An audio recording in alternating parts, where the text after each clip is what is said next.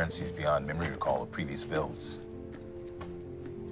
They were hearing voices, talking to someone. A simple cognitive dissonance. That's all. I'd agree, except they were talking to the same imaginary person. Someone named Arnold. Arnold. With due respect, sir, I'm not sure you've told me the entire truth about this situation. Well, I did tell you the truth, Bernard. What we do here is complicated. For 3 years, we lived here in the park, refining the host before a single guest set foot inside. Myself, a team of engineers, and my partner. You had a partner? Yeah. When the legend becomes fact, you print the legend. My business partners were more than happy to scrub him from the records, and I suppose I didn't discourage them. His name was Arnold. Those early years were glorious. No guests, no board meetings, just pure creation.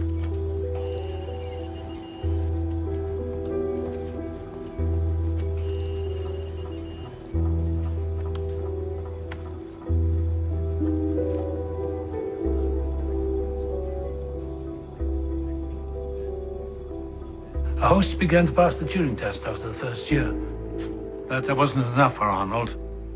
He wasn't interested in the appearance of intellect, of wit.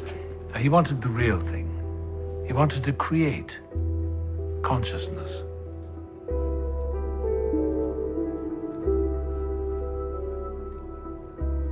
He imagined it as a pyramid. See?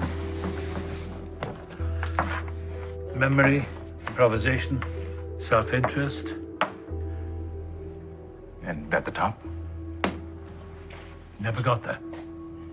But he had a notion of what it might be. He based it on a theory of consciousness called the bicameral mind. The idea that primitive man believed his thoughts to be the voice of the gods.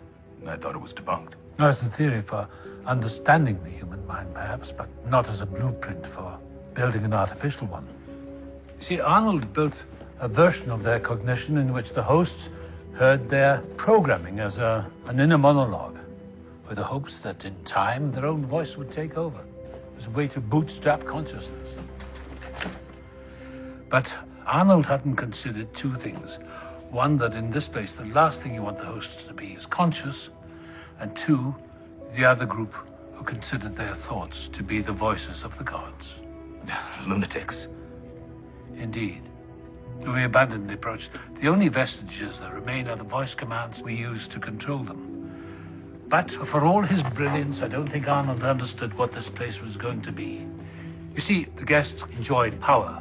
They cannot indulge it in the outside world, so they come here. And as for the hosts, the least we can do is make them forget. But some of them are remembering, accessing fragments of Arnold's code. If I may ask, what happened to him? Well, he died. Here in the park. His personal life was marked by tragedy. He put all his hopes into his work. His search for consciousness consumed him totally.